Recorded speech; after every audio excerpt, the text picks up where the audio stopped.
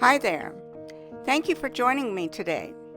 My name is Jan, and I'm from iHeartCards2.blogspot.com.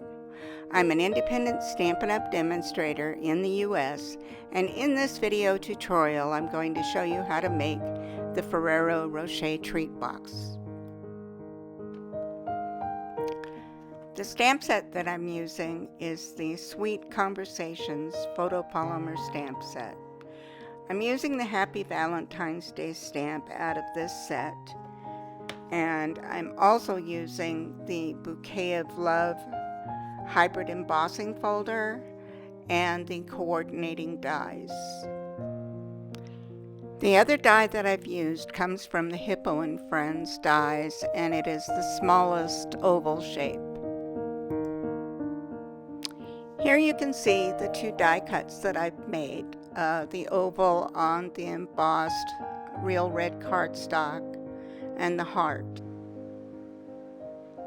Now I'm going to take and stamp the Happy Valentine's Day with real red ink. And then I'll cut this down to a 5/16 inch strip and flag the ends.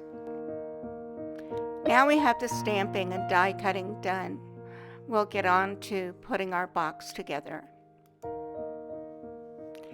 I'm using a 4 11/16 by 7 11/16 piece of the Sweet Talk Designer Series paper for our box top.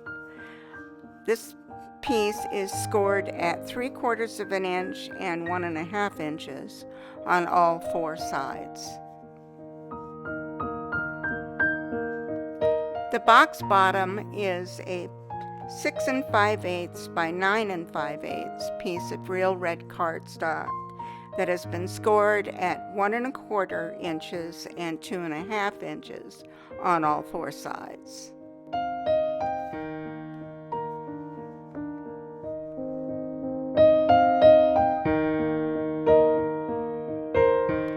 Now I'm going to fold and burnish all of the score lines on both the box top and the box bottom.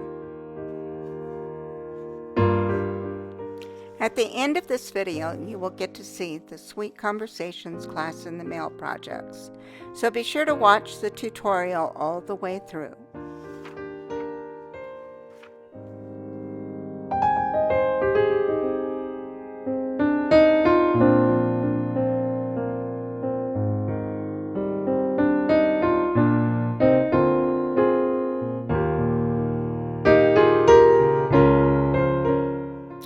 Now I'm going to take my scissors and start trimming away the excess paper that isn't needed for this box top. So we're going to cut up to the second score line on each of the ends. That would be the short side, and then I'm cutting away both pieces on the first tab, and then what that'll leave is just two little glue tabs on either side of the center squares there.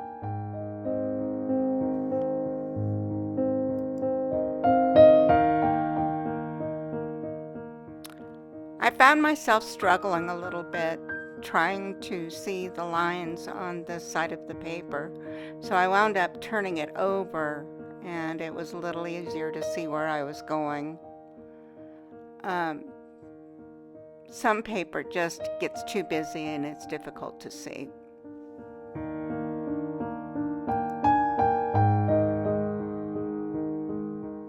So now I'm going to repeat this whole process on the real red cardstock. Again, cutting up to the second score line on each end of the paper. When I got to that first side cut on the long side, I really should have wedged that just a little bit because I wound up doing that later when I found that it wasn't going to fit inside very easily.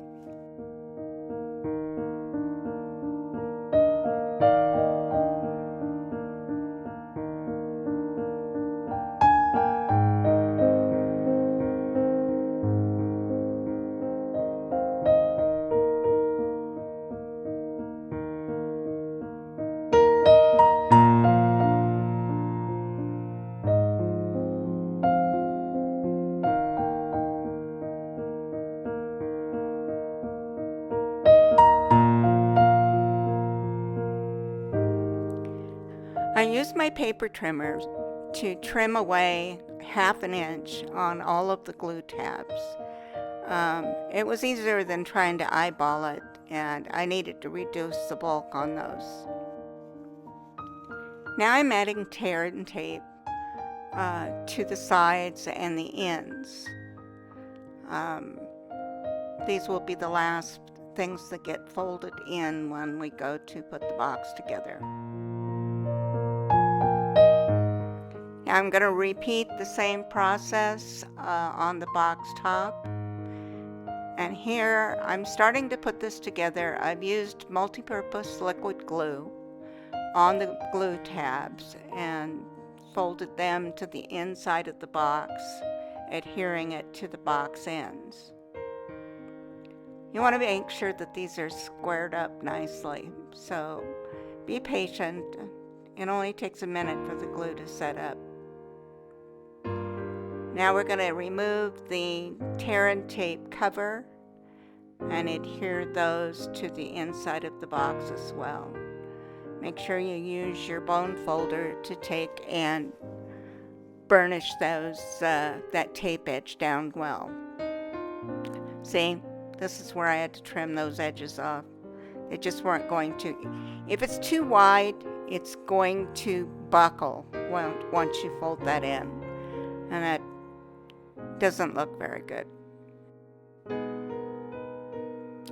Now all of those are glued down, and our Ferrero Rocher fits in there nicely. Now I'm adding the multi-purpose glue to the glue tabs on the box top, and I'll be putting it together exactly the same as the bottom went together. The box top is 1/16 of an inch larger on all sides. This is necessary for the box top to fit as good as it does. We want it snug, but we don't want to have to bend the ends to try to get the top on.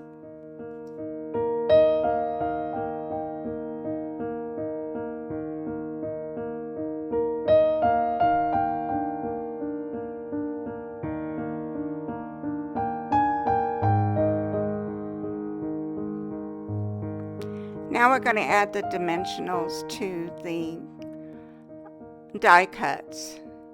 I'm using the mini dimensionals and just putting them on the outside of the edge of the large oval, because I'm going to want this to straddle the ribbon that I'm going to tie on here, which is going to be the next thing we're going to do. And for the little sentiment banner, the dimensionals are only going to go on the very ends.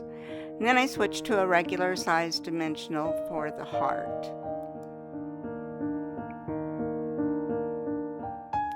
I've used the 3/8 inch faux linen ribbon, which is a part of the Sweet Conversations suite of products, and wrapped it around the end of the box and am tying a bow. Now I use a pair of forceps to hold the knot while I'm tying my bow. This is a neat little trick that almost gives me extra fingers, I'd call it. Then I tighten it up good and then trim the ends.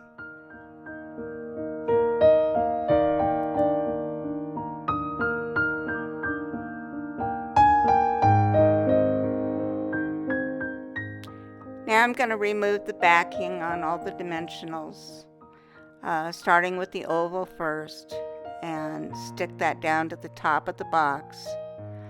I'll add the heart next. And I use my tweezers just so that I can see a little bit better. And last comes the sentiment banner, and it will sit right across the middle of the heart.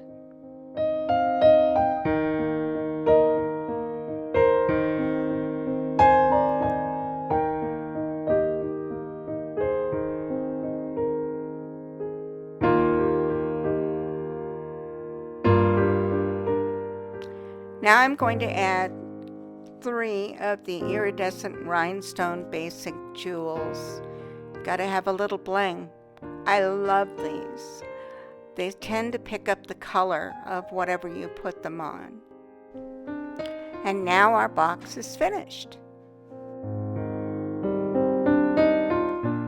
Registration begins soon for my Sweet Conversations class in the mail. You can find out more info below.